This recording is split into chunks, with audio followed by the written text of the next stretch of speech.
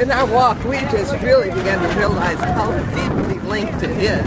There's a lot of veiled deception of mental health language that really is just a setup for pipeline to the prison. So it was really for us a real unpacking of all of the language of deception that we are given that keeps us from seeing the real picture.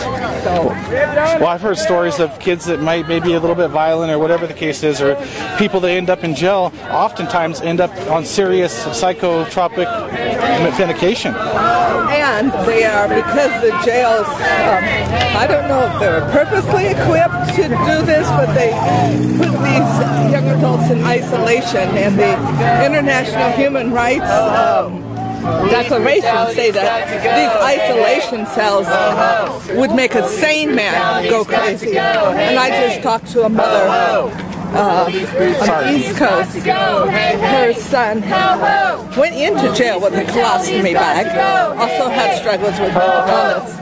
And he went, they put him in isolation, and she was calling every day saying, you know, is my son okay? Is he eating? And the psychologist would always say yes, and she said, well, have you seen him? Have you seen him? And so she was really kind of up the ante, saying, my son has this illness, this disability, and if anything happens to him.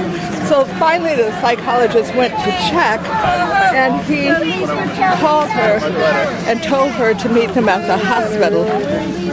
And her son at that point was in I would say, a semi-intelligible consciousness. He couldn't talk. He was basically just mumbling and babbling. He wasn't totally present at all. He was dehydrated. He was malnourished. And he wasn't coherent? No, coherent, that's the word. He was not coherent. And when a lawyer went into the cell where he was taken back to, the lawyer said there was no mattress, there was no cover, there was nothing, and he was barefoot, he had no shoes on his feet. He was just locked inside this cement hellhole, you know. And so for a sane person, that, like they say, could cause someone insane. These systems are driving our children into an insanity that is going to be very, very difficult for them to recover, and they usually end up from these places into the hospital where they're drugged more, and oftentimes now they end up in prison where, the mom that was walking with us today, her son was taken from the mental hospital into the prison by what we believe was a setup because he didn't have insurance. And he was put in isolation for a year because he did not want to take his medication. He took it, but he wouldn't agree to it, that he took it. And so I do believe it's like the beginning of a Holocaust, and I use that word with a complete understanding that what happened to the Jewish people was a total, genocide, massacre. But from what I'm seeing and hearing, this is happening in an undercurrent that's not being seen by most of us. We see bits and pieces of it, but there's a whole lot when you put all the pieces together. It's some of those privacy laws keep the general public and even their own mothers and fathers from knowing exactly what's going on. That's right. I wonder if they use that to their advantage. Oh, I do believe that it was, whether or not it was intended to do that, I do believe that the corporate empire builders will take any law, whether it's meant for good or bad, and find a way to use it to protect their abuse of the human rights, the human dignity. They'll hide behind that, and the abuses will just happen in horrific ways to many, many individuals. And we don't see it because we're all fighting it alone. But now we're coming together and sharing our stories together, and we're piecing it together, and the picture is one of terror deception, suppression too, yeah. Oppression, and there's also one of hope that we the people, now that we are beginning to realize what we are up against, can begin to create communities that protect ourselves, that inspire each other, and will begin to, I think, define justice in a way that empowers us and gives real meaning to the sense of justice. And justice simply means, I believe, that those who have erred against each other or the community, that we find a way to help them to heal, to see more clearly, and reintegrate back into the community so that they can give their gifts and talents in a way that will empower them and the community. And that's what real justice is about. It's not about punishment. It's not about locking people away, torturing them. It's not about imprisoning people for life. It's about how do we uncover that which has harmed and hurt people and made them lose their way. How do we bring them back and help them to become a meaningful part of a community? So.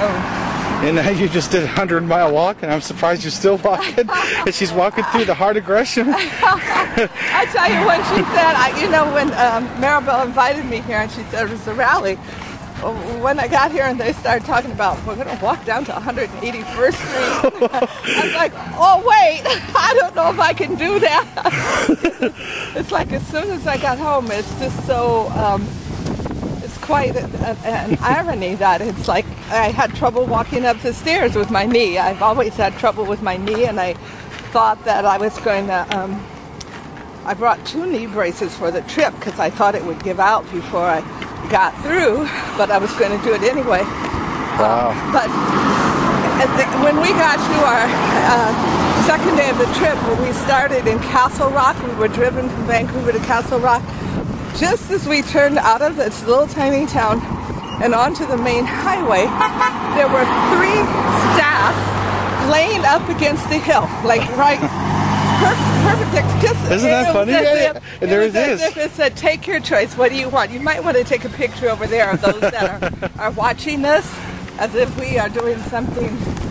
Yeah, let's monitor a little bit. Because they like to stay on back blocks, and they like to act like they're not there, but they're always hiding around. Yeah. And taking our pictures. That's aggression police hiding on us. And that doesn't matter, because you can't stop a spirit of freedom, one that's dedicated to justice and truth. Yeah. So they may take their pictures, they may write their notes, but you can't stop a movement whose time has come, a people that is united together, there's people of color and also people of Caucasian and other races that believe that no longer is the 1% going to rule our lives and belittle us and demean us and make us subservient. We're all going to become equal this time around. Yeah, from what I hear, the poor, or the 99%, is where the rich people get their money from anyway. So if it wasn't for us buying their products, us little people down here, and promoting them, they wouldn't be there anyway. Right.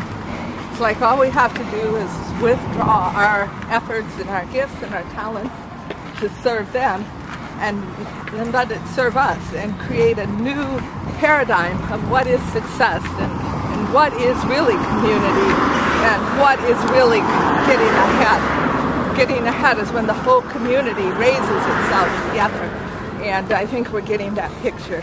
Yeah, one voice. Yes. So. Yeah, they're going on a little march here, but I think they're going to a new building that the Gresham Police Department is trying to invest in, a new take over or operate out of or something. I'm not sure. But this is, they redlined us out, first of all, into the Northeast, and then now out here to Gresham. And so what they are obviously doing is creating a militarized occupation of this area, and they're wanting we, the people, to pay for their occupation of the militarized arm of the government, which is the police. Yeah. And I would say, you know, we may not be able to stop that investment, but we can stop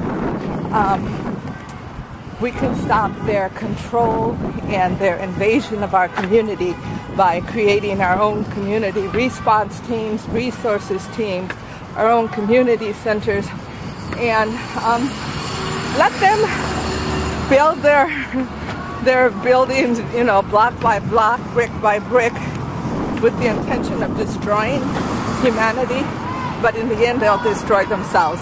Yeah. So a lot with it, yeah. Yeah.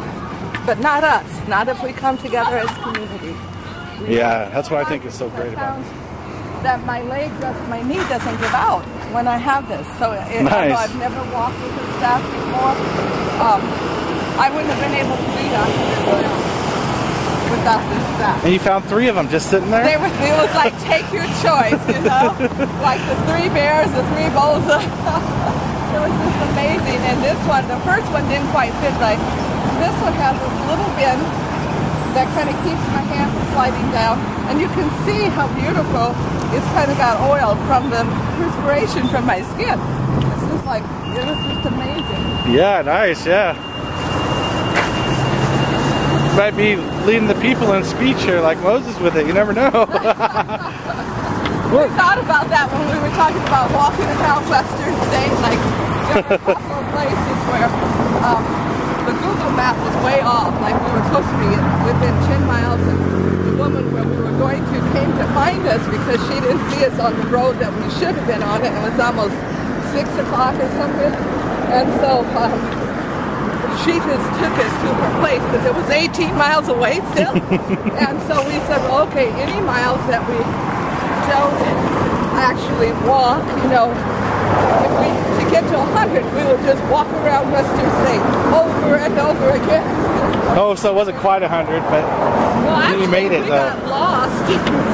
So, yeah, it was over 100 because there were times when another place we were supposed to find a church where this woman at a gas station, we had told her our story and said we were looking for a place to stay, and she said down, not very far beyond the Napa station, just beyond the Napa station is a church. And this was already about 8 o'clock at night, you know, it was already dusk.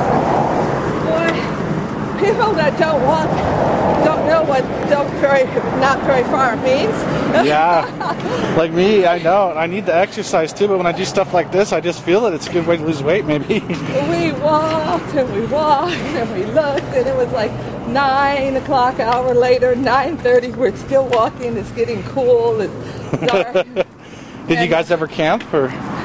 No, we never did camp.